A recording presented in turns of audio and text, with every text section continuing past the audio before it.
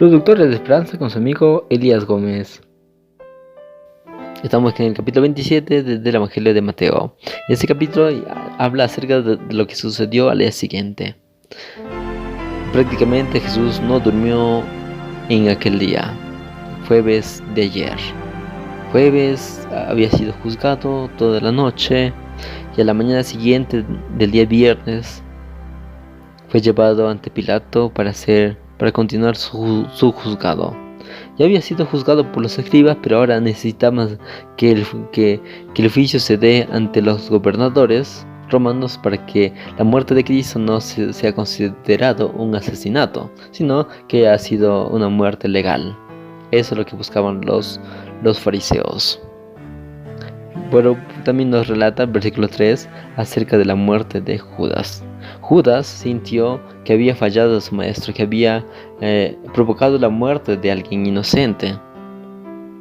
Así que Judas intentó arreglar su pecado, intentó hacer algo, pero no pudo, se dio cuenta de que no pudo. Tuvo el remordimiento, tuvo sentimiento de culpa. En vez de buscar el perdón de Dios, en vez de reconocer que Él no puede solucionar, y en vez de poder acercarse a Dios, Él simplemente se ahorcó. Eso es lo que pasa a veces en la vida del ser humano. Cuando nosotros sabemos y queremos arreglar un error y no podemos, cuando nosotros sabemos que hemos hecho algo malo y tenemos ese sentimiento de culpa, en vez de buscar fuerzas humanas, debemos recurrir a Dios, decirle: Dios, yo no puedo solucionar esto, y realmente te fallé, realmente malogré, realmente no puedo hacer nada. Si es posible, quítame tú la vida o haz conmigo lo que tú deseas. Ese es el mejor camino que debemos seguir. Ese es el camino que Pedro siguió. Se dio cuenta de que no podía hacer nada. Y simplemente lo único que le quedaba es humillarse ante la voluntad de Dios y esperar lo que Dios desee. En cambio, Judas intentó usurpar el lugar de Dios y ponerse en el lugar de Dios y juzgarse y juzgarse a sí mismo antes de esperar el juicio divino. Que el remordimiento no nos ciegue la mente, que el remordimiento no nos opaque, no nos aleje, si al contrario, que más que el remordimiento podamos arrepentirnos de nuestros pecados. Pero bueno, luego se cierra ese paréntesis y luego el capítulo continúa hablando acerca sobre el juicio que Jesús tuvo ante Pilato. Pilato le hacía preguntas a Jesús y Jesús simplemente se mantenía al margen, no hablaba mucho y simplemente Jesús no decía ni una palabra, simplemente hablaba cuando era necesario. Pilato se dio cuenta de que se encontraba ante una persona inocente, tranquila, así que para poder limpiar su nombre, hizo lo siguiente: propuso al pueblo que se haga un intercambio, que decidieran a quién dejar libre, al prisionero Barrabás o a Jesús. En la mente de Pilato era de que las personas pudieran cobrar conciencia, pudieran recapacitar. En la mente de Pilato estaba el asunto de la psicología inversa, ¿no? Decirles: mira, ustedes quieren ¿a quién quieren que le suelte? Y el pueblo respondió: a Barrabás. Pero Pilato esperaba que la gente recapacite y digan a sí mismo: Barrabás es un delincuente, es alguien que roba, que mata. Pero en cambio Jesús es alguien que es tranquilo, sana a las personas, ayuda a las personas, gente buena. Esa era la idea de Pilato: hacer ese juego psicológico en la mente de las personas. pero resulta que no lo salió tal como él pensaba. La gente, movido por el diablo, eligieron a Barrabás y incitaban a que crucifiquen a Cristo. Pilato, al verse acorralado, dijo: yo no soy culpable de la sangre de este inocente. Yo no soy culpable. Ustedes hagan lo que tengan que hacer, pero yo no me meto en ello. Así que entonces Pilato dejó que la gente hiciera lo que tengan que hacer. Entonces el versículo 27 dice: entonces los soldados del gobernador llevaron a Jesús y le pusieron una corona de espinas. Verso 32 al 38 habla acerca sobre el camino al Gólgota y la crucifixión. El verso 39 al 44 habla acerca sobre las burlas que Jesús tenía. Y luego el versículo 45 al 52 habla acerca de la muerte de Cristo.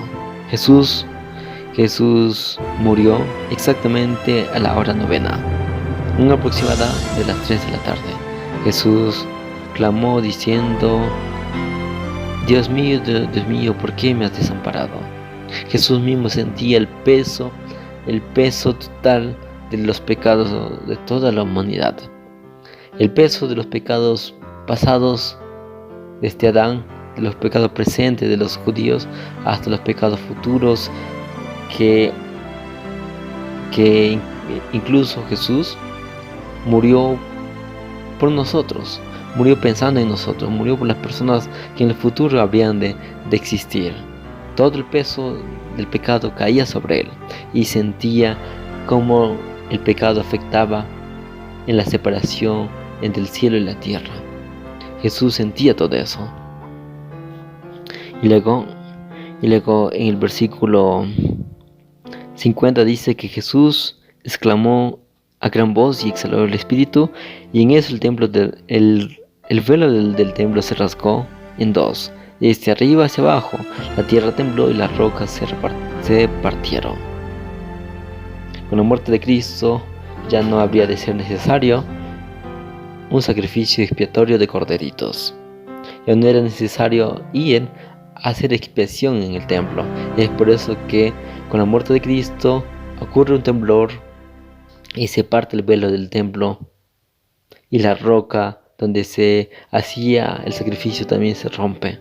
Ya no era necesario. Con la muerte de Cristo se cumplía el sacrificio expiatorio, que en el Antiguo Testamento era un cordero. Ahora el cordero era Cristo, el cordero inmolado, que estaba muriendo para expiación del pecado de toda la humanidad, de los pecados del ayer, desde Adán hasta nuestros días. Luego, en el versículo 57 se habla acerca de la sepultura de Jesús. Jesús murió el día viernes y fue sepultado. Y lo más curioso es que los fariseos pensaban que los discípulos habrían de robar el cuerpo muerto de Jesús y habrían de decir que Jesús resucitó. Y es por eso que los fariseos dijeron que cuidasen la tumba de Jesús.